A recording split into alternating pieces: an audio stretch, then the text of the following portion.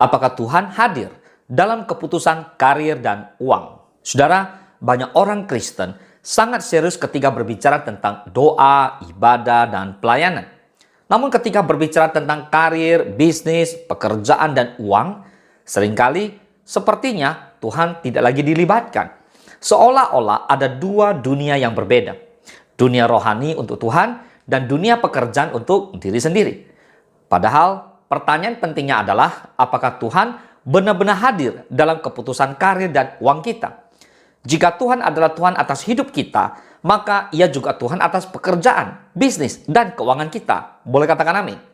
Hari ini kita akan bahas tentang 6 poin yang begitu penting dalam kehidupan, karir, keuangan, dan kehidupan kita. Mari kita mulai.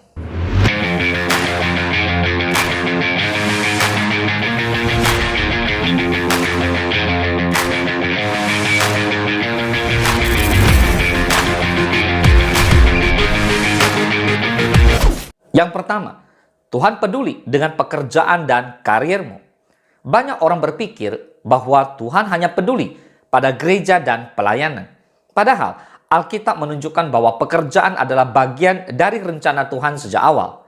Di Kejadian 2:15 firman Tuhan berkata, Tuhan Allah mengambil manusia itu dan menempatkannya dalam Taman Eden untuk mengusahakan dan memelihara taman itu. Jadi sebelum ada dosa, gereja, pelayanan, Tuhan sudah memberikan manusia pekerjaan.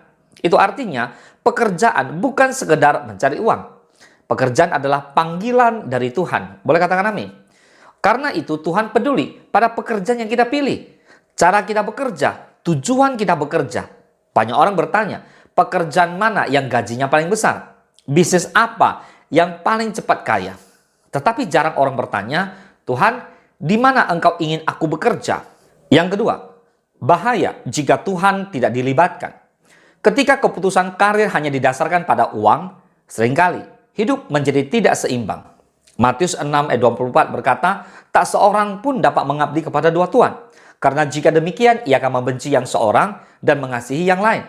Atau ia akan setia kepada yang seorang dan tidak mengindahkan yang lain. Kamu tidak dapat mengabdi kepada Allah dan kepada Mammon.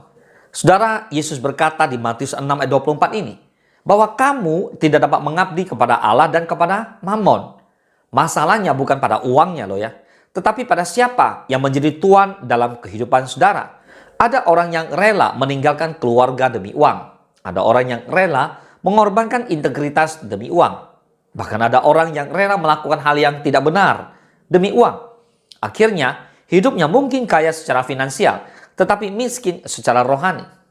Contoh nyata dalam Alkitab adalah Yudas Iskariot. Yudas adalah murid Yesus. Yudas berjalan bersama Yesus. Tetapi hatinya Yudas dikuasai oleh uang. Yohanes 12:6 berkata, ia berkata demikian bukan karena ia memperhatikan nasib orang-orang miskin, tetapi karena ia adalah seorang pencuri. Jadi saudara, akhir hidup Yudas itu sangat tragis. Mengapa? Karena uang menjadi tuannya. Yang ketiga, Tuhan ingin memimpin keputusan karir. Bapak Ibu semua, dalam Alkitab kita melihat bahwa Tuhan sering memimpin keputusan hidup seseorang, termasuk pekerjaan dan karirnya. Contohnya adalah Daud. Sebelum menjadi raja, Daud hanyalah seorang gembala. Tetapi Tuhan memakai masa itu untuk melatih keberanian Daud, membentuk karakternya Daud, bahkan menyiapkan masa depannya Daud. Tidak ada yang menyangka bahwa seorang gembala kecil akan menjadi raja Israel. Seringkali Tuhan bekerja seperti ini dalam hidup kita. Apa yang kita lakukan hari ini mungkin terlihat kecil, tetapi Tuhan sedang menyiapkan sesuatu yang besar di masa depan. Karena itu, jangan hanya bertanya, pekerjaan mana yang paling cepat membuatku kaya? Tetapi bertanyalah, Tuhan, apa rencanamu dalam pekerjaanku? Kita lihat poin yang keempat, prinsip Alkitab tentang uang. 1 Timotius 6:10, karena akar segala kejahatan ialah cinta uang. Sebab oleh memburu uanglah beberapa orang telah menyimpang dari iman dan menyiksa dirinya dengan berbagai-bagai duka. Alkitab tidak pernah mengatakan uang itu jahat. Yang Alkitab katakan adalah akar segala kejahatan ialah cinta uang. Bukan uang yang berbahaya. Yang berbahaya adalah cinta uang. Tuhan sebenarnya ingin umatnya bekerja dengan baik, hidup berkecukupan, bahkan menjadi berkat bagi orang lain. Amsal 10:22 berkata, berkat Tuhanlah yang menjadikan kaya. Susah payah tidak akan menambahinya. Artinya, Kekayaan yang datang dari Tuhan tidak merusak jiwa kita, saudara.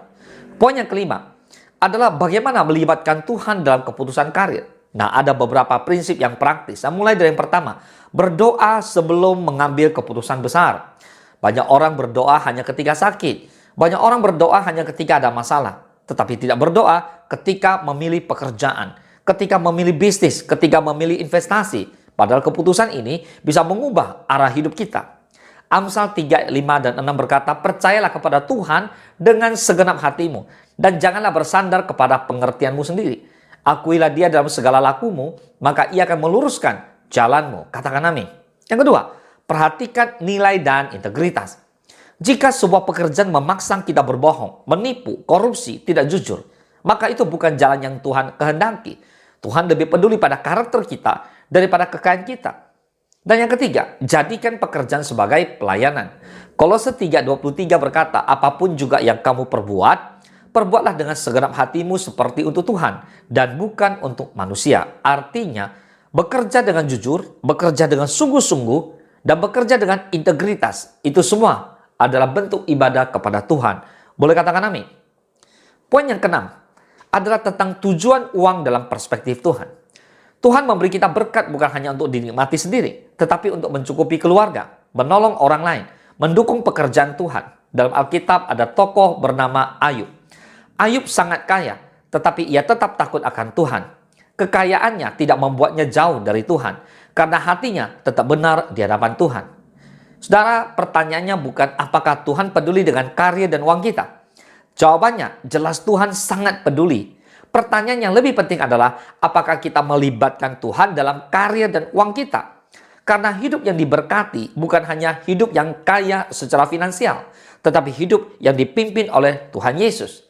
Jika Tuhan memimpin keputusan kita, maka pekerjaan kita punya makna, uang kita punya tujuan, hidup kita menjadi berkat.